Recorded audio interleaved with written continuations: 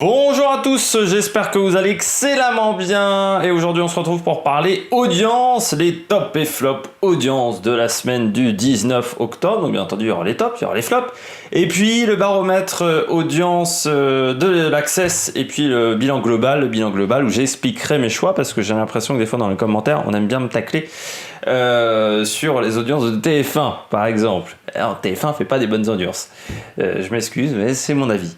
On passe tout de suite du côté des tops. Mardi, M6, la France a un incroyable talent, 3 602 000 téléspectateurs, 16,2% de part de marché.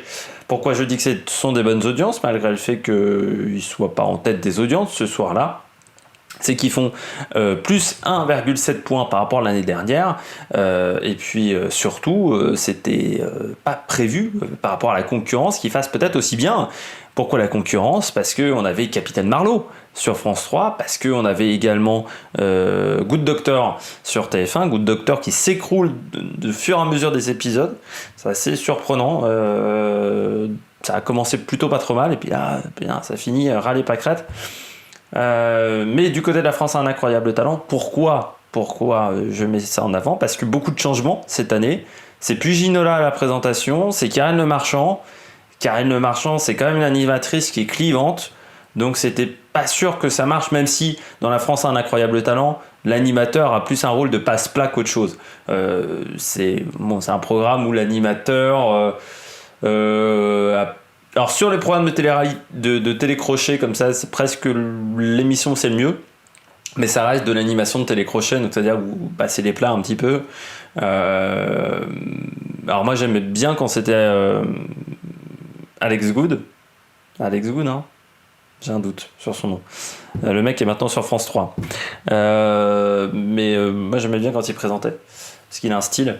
J'ai Ginola, il faisait l'animateur. Après, bon, c'était pas incroyable, mais c'est comme souvent les gens quand animateur, c'est quand même un métier, quoi, tu vois. Donc c'est toujours assez surprenant. Alors il y a des gens qui arrivent à faire animateur facilement, mais animateur, ça reste un métier. Donc c'est sûr que quand on prend des gens d'autres domaines, des fois c'est pas toujours fantastique. Bon, Ginola, il faisait le taf, mais on va dire il n'en faisait pas beaucoup plus. Pourquoi Ginola n'a pas été repris? Parce qu'il y avait des petits problèmes de contrat. Là, c'est un peu le problème des footballeurs, c'est-à-dire que les footballeurs, ils pensent qu'à la télévision, ils doivent mériter le même contrat que dans leur carrière de footballeur. Sauf que c'est pas vraiment le cas. Il demandait très très cher, Ginola. Il demandait très très cher et beaucoup d'à côté avec son salaire. Donc TMM6 a dit à un moment stop. Et puis surtout grand changement parce que c'est aussi l'arrivée de Pierre-Antoine Demcourt en deuxième partie de soirée. Ils ont fait un très bon score en deuxième partie de soirée. La France a un incroyable talent. Alors Pierre-Antoine Demcourt, pour ceux qui ne le connaissent pas, c'est le mec qui fait La Petite Lucarne sur la chaîne L'Équipe. Pendant l'équipe d'Estelle, chronique alors je sais qu'elle est assez critiquée, c'est-à-dire qu'il y a 3 commentaires quand je regarde sur YouTube, quelquefois, où les gens disent il est pas drôle. Moi ça me fait marrer. Alors c'est pas de l'humour hyper recherché, mais bon, moi ça me fait marrer. Mais bon, je pense qu'il y a des gens qui aiment bien critiquer certains domaines sans forcément maîtriser, mais je trouve que c'est plutôt bien écrit. Alors il y a certains lancements qui sont un peu longs, mais bon, ça dépend des choses. Et c'est de l'humour facile, mais après ça marche. Puis j'aime bien quand il fait ces petites scénettes. Mais voilà, il y avait beaucoup de changements pour la France, un incroyable talent, pour revenir là-dessus. Parce que là j'ai pas mal disserté à côté. Et c'était pas forcément facile que tout fonctionne dès le premier numéro. Donc ça fonctionne plutôt bien. On verra sur la suite des numéros, parce que la France a un incroyable talent. Il y a certaines années où il y a eu un écroulement un petit peu des audiences, ensuite derrière, après les premiers épisodes, parce que quand on s'aperçoit que le niveau des candidats n'est pas exceptionnel. La France a un incroyable talent, ça dépend énormément aussi du niveau des candidats. Quand vous avez un candidat qui marque, c'était le cas de Laura Lone par exemple, où les gens attendaient de savoir quelle horreur elle allait dire lors de son prochain passage. Comme ça met de l'attente, ça vous provoque de l'audience. Certaines années, les candidats n'arrivent pas à faire un grand buzz et donc vous avez des audiences qui sont un peu plus mesurées. Ça dépend vraiment quand même des candidats, ça dépend. Mais bon, pour le moment, ça marche plutôt pas trop mal. Et puis ça dépend du jury aussi. Même si encore une fois, sur ce programme-là, c'est quand même surtout les candidats qui font la différence. Jeudi, TF1, Alice Nevers, le grand retour d'Alice Nevers, nouvelle saison, 5 374 000 téléspectateurs, 22,7% de part de marché sur l'épisode numéro 1.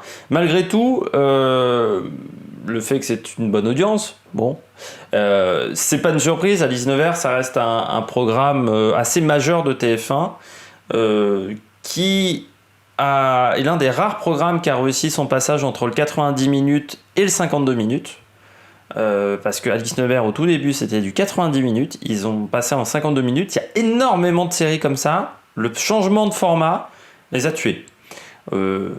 Navarro est un cas assez majeur, alors certes c'était à la fin de Je Rojanin, mais ils avaient fait que quelques numéros en 52 minutes, je crois que c'était même plus, ça s'appelait Brigade Navarro, un truc comme ça, et ça a tué la série, hein. Ils ont fait des scores tellement merdiques que ça a tué la série. Mais d'autres séries ont tenté de passer de 90 minutes à 52 minutes et le rythme n'est pas du tout le même et ça ne convient pas à tous les formats de séries. Les vieilles séries françaises, je ne suis pas sûr que ça convienne. Avec Alice Nevers, ils ont aussi plutôt à bien l'adapter, à modifier un petit peu la manière de narrer les histoires pour s'en sortir. Ça fait 22,7, et surtout, moi, ce que j'ai retenu, c'est 5 374 000, c'est-à-dire qu'ils ont attiré beaucoup de monde devant la télévision. Jeudi soir, ce qui est vraiment bien. Malgré tout, 16,7% sur les femmes de moins de 50 ans, ils sont battus par 9-1-1 qui faisait son final également, donc forcément un final de série. Voilà, si les gens ont un peu suivi les épisodes, les gens ont envie de regarder. Après, ça va être le spin-off de 9-1-1. Donc il faudra voir si Alice Nevers va pas gagner des parts d'audience du côté du public féminin à ce moment-là. Mais Alice Nevers, ça reste du classique de TF1, on va dire, et ça reste un indémodable. C'est le fameux vêtement indémodable. C'est la petite robe noire de TF1, Alice Nevers. Vous savez, cette petite robe noire qui reste, que certaines filles ressortent tous les hivers, à chaque Noël, vous le voyez, la même robe noire. Bah, là, c'est un petit peu la même chose.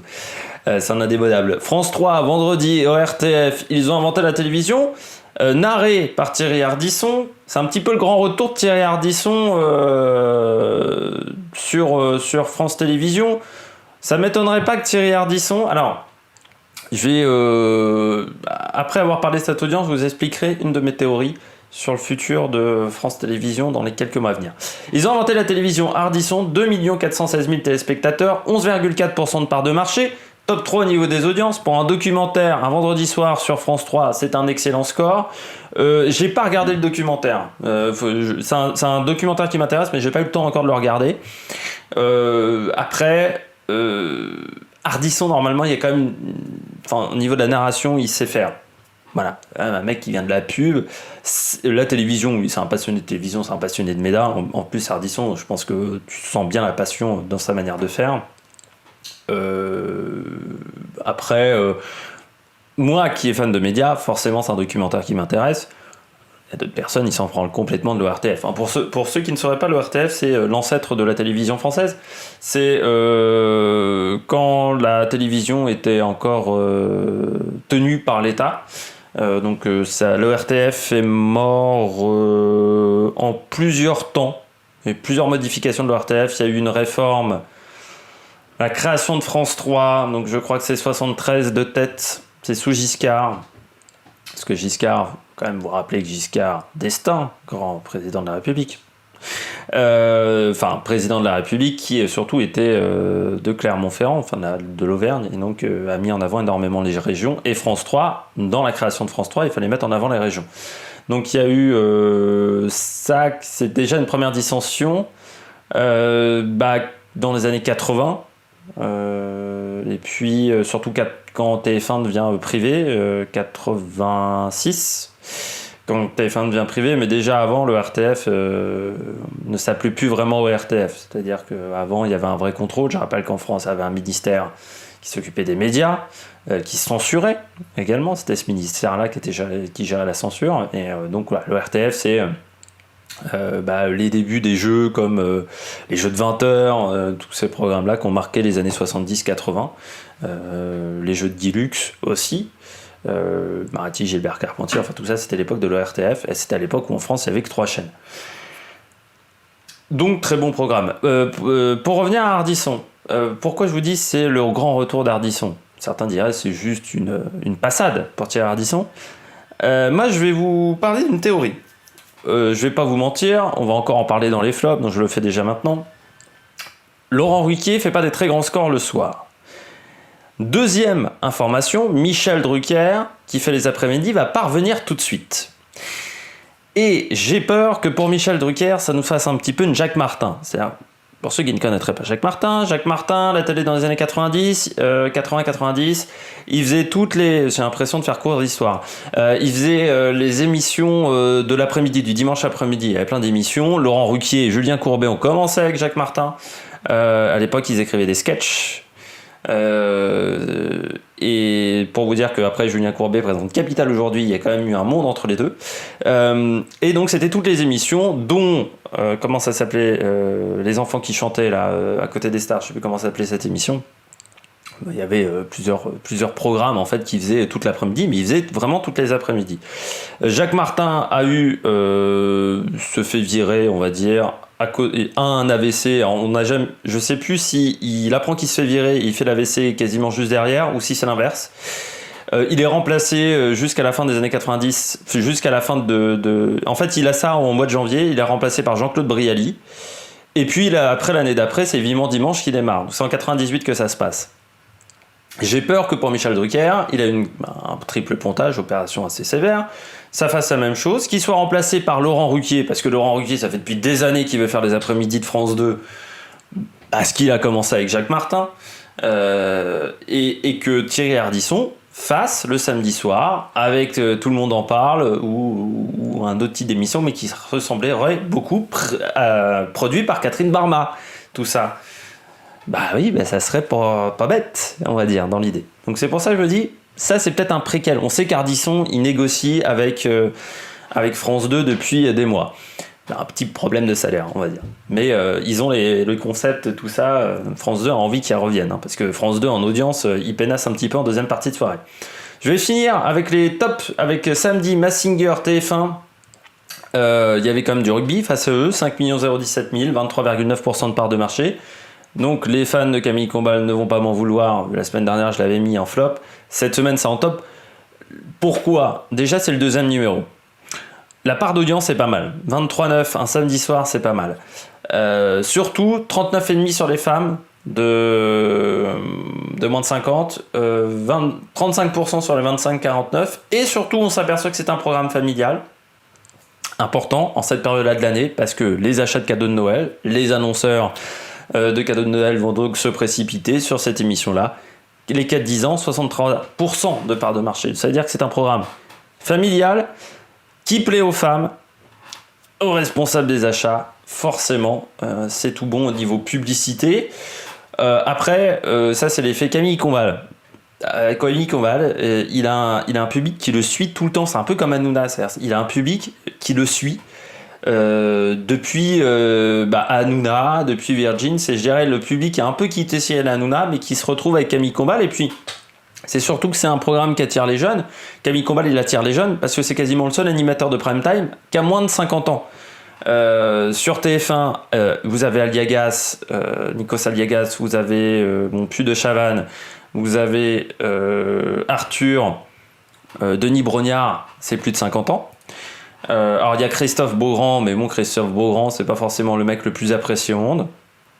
De l'autre côté, sur France 2, vous avez Nagui, vous avez Michel Simès, Stéphane Bern, qui parfois présente des primes, Sophie Davant, quand ça fait aussi quelques primes, Laurence Boccolini, qui a fait quelques primes. Tout ça, ça a plus de 50 ans. Il n'y a pas de jeune aujourd'hui qui présente des primes. C'est le seul jeune, entre guillemets, parce que je crois qu'il a 38 ans, qui anime des émissions de ce type. Et c'est pour ça qu'il attire aussi les jeunes. C'est parce que c'est le mec qui est le plus ressemblant, très clairement, à leur culture, quoi. Qui comprend le mieux leur culture, parce qu'il y a quelques années, il avait 25 ans. Alors que Nagui, c'est depuis longtemps qu'il a plus 25 ans. Donc c'est pour ça qu'il attire les jeunes, qu'il attire un public qui est intéressant pour les publicitaires. Et puis, c'est un battleur, il sait tenir les prime time. Il sait le faire. Les flops, je vais faire vite parce que je fais déjà 15 minutes de vidéo. Mercredi, TF1, Grey's Anatomy. Le retour de Grey's Anatomy, 2 897 000 téléspectateurs, 12% de part de marché. C'est-à-dire qu'on est à moins de 3 millions. Alors c'est à peu près stable entre l'épisode 1 et l'épisode 2. C'est très faible, moins de 3 millions en prime pour TF1. Mais c'est les séries américaines qui ne marchent plus sur TF1. Good Doctor, Big Little Lies, The Resident. Et puis en plus c'est une énième série médicale. C'est-à-dire qu'ils ont enchaîné 3 séries médicales d'affilée. C'est un peu beaucoup quoi. Enfin, il faut faire un petit peu une respiration. Et puis Grey's Anatomy, même aux États-Unis, ça décroît pas mal. Il y a des personnages importants qui sont partis. Et les personnages qui les remplacent sont peut-être pas aussi marquants pour les fans. Je voyais ça sur Twitter, par exemple, quand ils diffusaient les épisodes de Grey's Anatomy. Sur Twitter, il y avait des rédactions. C'est On voit pas Meredith, c'est Où est Karef. La meilleure période, c'était quand il y avait O'Malley. Donc, ça montre bien que Grey's Anatomy, je pense que ça ira pas faire encore 5 ou 6 saisons comme peut le faire NCIS aujourd'hui. Samedi, France 2, on est presque en direct, 790 000 téléspectateurs vers 9,1. Au plus bas, quand même incroyable, c'est de réussir à faire son plus bas en part d'audience, part de marché. Donc 9,1, ils n'avaient jamais fait aussi bas, alors qu'avant, il y avait le rugby. Le rugby qui a fait quand même 17,1% de part de marché, quasiment 4 millions de téléspectateurs. Donc réussir à se planter à ce point, alors qu'avant il y avait un programme fort. Autant la semaine d'avant, il y avait les primates, je sais plus c'était quel documentaire, ça avait fait un four avant, donc c'est compliqué derrière quand un programme fait un four de faire des grosses audiences, mais là le programme d'avant a fait un gros score, et pourtant derrière ça enquille pas, donc il arrive vraiment pas à attirer les gens avec son programme. Samedi, M6 encore, The Rookie, 2 43 000 téléspectateurs, 8,5% de part de marché. C'est pas une mauvaise série The Rookie. Après, bon, c'est quand même pas une série qui révolutionne le genre de la série d'action policière. Et là, il y a un vrai problème de programmation. On s'attend pas à voir ça sur M6 ce soir-là. Quand c'était le jeudi soir, ça marchait très bien. Depuis que c'est le samedi, ça marche plus. Alors qu'aux États-Unis, il n'y a pas eu une érosion. Je crois pas me rappeler qu'il y a eu une érosion incroyable des audiences. Je peux vous dire que c'est une bonne série parce que j'ai regardé la saison 2, mais d'un coup, moi, je l'ai fait en streaming. C'est une série qui est intéressante. Il y a une fin. La fin de saison est assez incroyable, sans vous spoiler. Mais la fin de saison est assez innovante, ça je peux vous le dire. Par contre, sur le reste, ça reste une série policière, quoi. Et puis dimanche, France 2, la deuxième étoile, 2 904 000 téléspectateurs, 12,7% de part de marché. Ça n'a pas fait un gros score pour un film français, Lucien Jean-Baptiste, mais c'est pas forcément le film qui a été le plus incroyable. Faut savoir que la deuxième étoile, c'est vraiment un film qui a été fait pour le cinéma, pour ramener de l'argent. C'est-à-dire que c'était pas forcément une envie de Lucien Jean-Baptiste de faire un deuxième numéro, et je pense que ça a été une erreur. Et pourtant, France 2 aurait pu s'en sortir parce que Star Wars a pas fait non plus un grand score en face, parce qu'ils ont fait moins de 20% de part de marché, donc c'est un petit peu dommageable. On passe au baromètre Access. Quotidien en baisse, mais c'était une semaine de rediffusion. Ils ont quand même fait 920 000 sur les 2 premiers jours. Ensuite, ça s'est un petit peu écroulé à 680 000, mais il y avait également Samuel Paty, donc l'hommage à Samuel Paty, forcément, ils étaient en rediff, donc ils ne pouvaient pas en parler beaucoup. C'est à vous en hausse. Ils ont profité du fait que le quotidien soit en baisse. Samuel Paty les a une actualité forte, encore une fois, ça les a aidés. 1 500 000. Il y a eu également l'édito de Patrick Cohen qui a fait un petit peu le buzz sur les réseaux sociaux et donc je pense qu'il a attiré des gens vers ce programme-là aussi pendant les vacances. Objectif Top Chef ne s'est pas vraiment écroulé en comparaison non plus. Similaire à C'est à vous, ça marche plutôt bien, hein, Objectif Top Chef, c'est un peu mieux que l'émission de Thierry Lignac. C'est toujours mieux que Chasseurs d'appart et tous ces programmes-là. Et puis TPMP, entre 1,2 million en début de semaine, c'est passé à 940 000 en fin de semaine. Ça reste quand même très faible pour un programme inédit. Face à Quotidien qui est en rediff, ils font quasiment les mêmes scores que Quotidien, alors que Quotidien est en rediff. C'est quand même assez incroyable. Et puis, Demain nous appartient, en grosse baisse également, mais une baisse qui n'a pas profité à N'oubliez pas les paroles, qui pourtant est en pleine semaine des masters, qui à une époque, ça marchait bien les semaines de master. Alors, il y a eu des bonnes réactions sur les réseaux sociaux, c'est-à-dire que ça a fait pas mal de messages sur Twitter, contrairement à des épisodes habituels de N'oubliez pas les paroles. Par contre, dans les faits, en termes d'audience, ils ont fait 3,5 millions quasiment pendant toute la semaine, ce qui est bien, mais ce qui n'est pas non plus à se taper le cul par terre pour France 2. Au niveau du bilan global, TF1 décevant, Donc les fans de TF1 vont encore me taper dessus. Mais en résumé, Joséphine Ange Gardien, Good Doctor a fait un four. Star Wars n'a pas été très haut. J'ai oublié, Grey's Anatomy a fait un four. En fait, si t'enlèves jeudi, vendredi, samedi, c'est le calme plat. M6 très fort sur toute la semaine parce qu'à part The Rookie sur le reste de la semaine et Capital aussi qui n'a pas fait un très très grand score, ça a fait plutôt une bonne semaine en global. France 2 faible aussi parce que t'enlèves le rugby, ils ont fait une semaine lundi, mardi, mercredi, jeudi, ils sont à 11 maximum, 11-12% de part de marché, donc c'est très faible avec un score maximum de 2 millions de de 2 millions de téléspectateurs, donc c'est pas exceptionnel. Et puis France 3, intéressant en termes d'audience. J'espère que vous avez aimé cette vidéo. Si vous avez aimé cette vidéo, n'hésitez pas à vous abonner, à mettre la cloche pour être au courant des dernières vidéos qui sortent sur la chaîne. N'hésitez pas non plus à mettre un pouce bleu et puis à réagir dans les commentaires. N'hésitez pas à mettre ce que vous avez regardé à la télévision lors de cette semaine du 19 octobre. J'espère que vous avez aimé cette vidéo. On se retrouve pour de nouvelles aventures sur l'Amérique Production. Ciao, ciao!